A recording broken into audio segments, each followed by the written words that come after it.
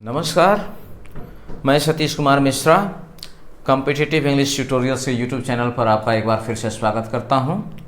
और आज mastery on sentences series के 10 वीडियो में से मैं लेसन नंबर 9 और चैप्टर एक तरीके से कहूँ तो ये कंक्लूजन है, ये उसका लास्ट वीडियो है। जो 10वां वीडियो होगा इसमें वो तो फिर अधिकारी और होना दोनों को मिलाकर के कंपोजिशन कैसे लिखते हैं उस पर होगा, लेकिन जो मूल सिद्धांत जो समझाना था ट्रांसलेशन का उसका ये आखिरी पड़ाव है और ये बहुत ही महत्वपूर्ण है। वैसे ये वीडियो बहुत छोटा होने वाला है, ये ज़्यादा लंबा समय नहीं होगा। इसमें मैं बता दूं, ये देयर वाला अधिकारी है। अधिकारी वाक्य के 4 प्रकार हैं। पहला सीधा साधा अधिकारी, दूसरा बहुअक्षरी अधिकारी। इस दोनों को मैंने एक ही लेसन में समझाया है। तीसरा था कोना वाला अधिकारी, जो इसके जस्ट प्रीवियस लेसन में यानी लेसन 8 में मैंने उसको समझाया है। और ये आखिरी है देयर वाला अधिकारी। अभी हम यहाँ चर्चा करेंगे। 2 वाक्य आपके सामने लिखा हुआ है। एकाक्षर क्रिया वाले कुछ वाक्य ऐसे हैं जिनका ट्रांसलेशन 2 तरीके से बनता है। एक साधारण देयर के तरीके से, और यहाँ जब मैं साधारण देयर वाला कहता हूँ तो आपको याद होगा मैंने होना बोधक वाक्य का चौथा या तीसरा प्रकार समझाया था, देयर वाला होना बोधक वाक्य बिल्कुल उसी तरीके से बनता है। और देयर का प्रयोग किन किन हालात में होते हैं उसके 2 परिस्थिति होती है। मैंने इसकी भी जिक्र उस वीडियो में की है या बताया है।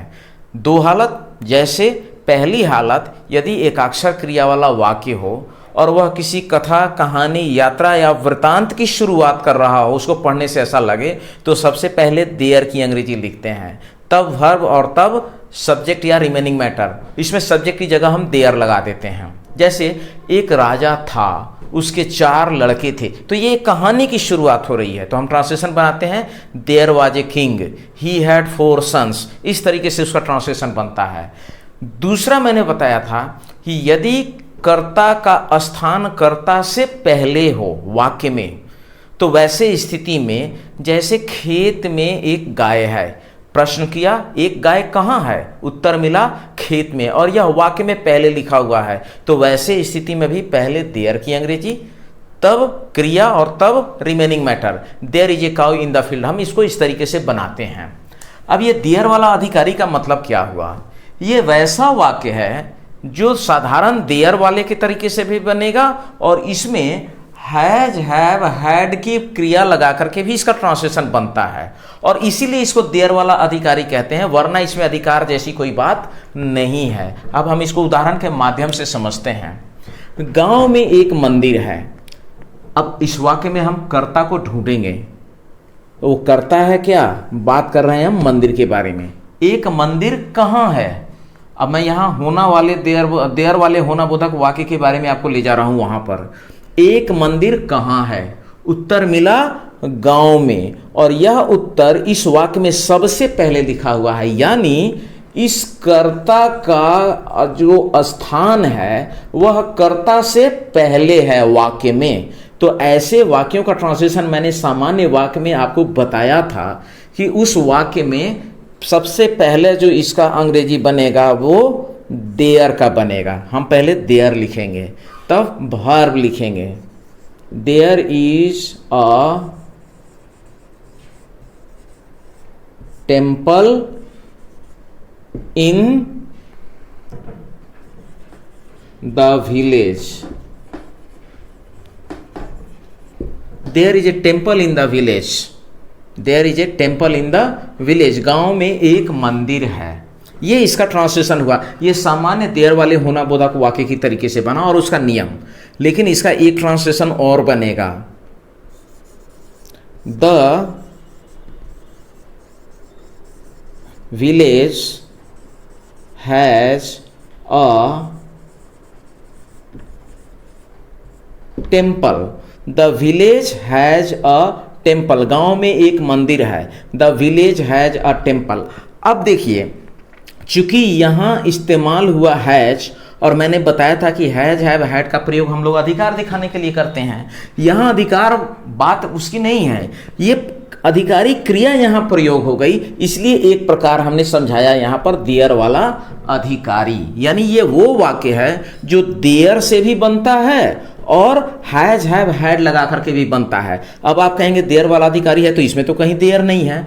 अरे हमने यहाँ देयर नहीं लगाया। The village has a temple, ये अधिकारी क्रिया जो हैज हैव हैड है ये हैज हैव का प्रयोग करके बना तो अधिकारी क्रिया हुआ, और चूंकि इसका ट्रांसलेशन देयर से भी बनता है इसलिए इस वाक्य को हम लोग देयर वाले अधिकारी में रखते हैं, यानी ये हैज हैव हैड का प्रयोग करके भी बनेगा और साधारण देयर वाले होना बोधक वाक्य की तरीके से भी बनेगा। अब यहाँ एक बहुत ध्यान देने वाली बात है और इसमें एक कंफ्यूजन भी होगा, हम कहाँ देयर लगाएं और कहाँ देयर न लगाएं। किस तरीके के वाक्यों का अनुवाद दोनों तरीके से बनेगा, यानी देयर से भी और हैज हैव हैड से भी, और किसका अनुवाद केवल देयर से बनेगा और हैज हैव हैड से नहीं बनेगा। अब इसके लिए मैं आपको एक बहुत टेक्निकल बात बताता हूँ। एक उदाहरण देखिए, मैंने यहाँ पर लिखा छत पर एक कौवा है।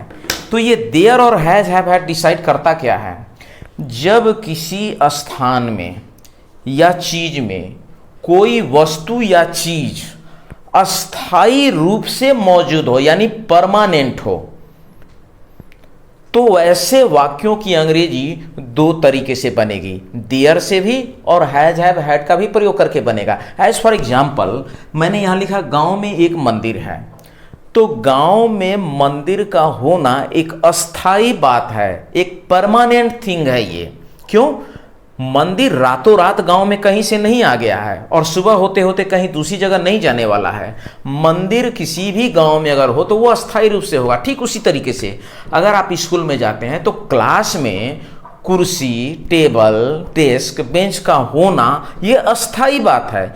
तो जब किसी स्थान में कोई चीज अस्थाई रूप से मौजूद हो यानी परमानेंट हो तो वैसे वाक्यों का ट्रांसलेशन देयर से भी बनेगा और हैज हैव हैड से भी बनेगा।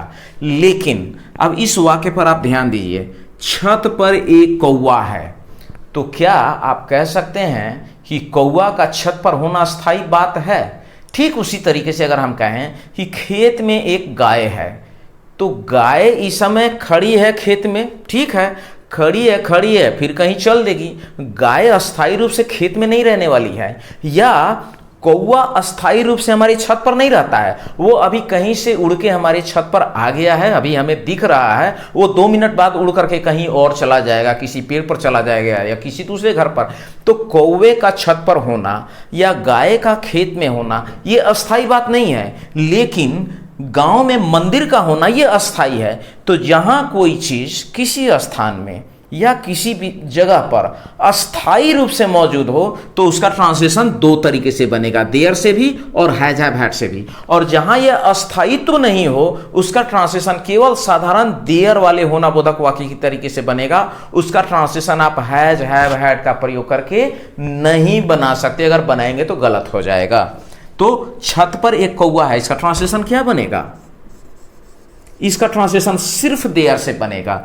There is a crow on the roof, हो गया इसका ट्रांसलेशन। इसको आप the roof has a crow अगर बनाएंगे तो गलत हो जाएगा, ऐसे नहीं बना सकते।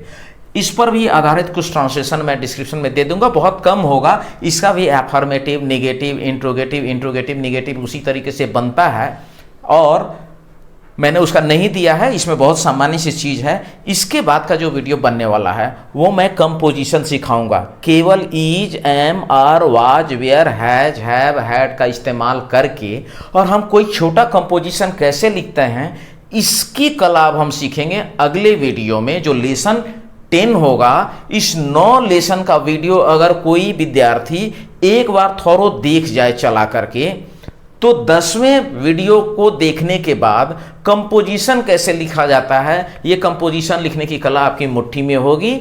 आप प्रैक्टिस कीजिए और मास्टरी ऑफ सेंटेंसेस यानी सेंटेंस पर अपनी मास्टरी हासिल कीजिए, ये मेरी शुभकामना है।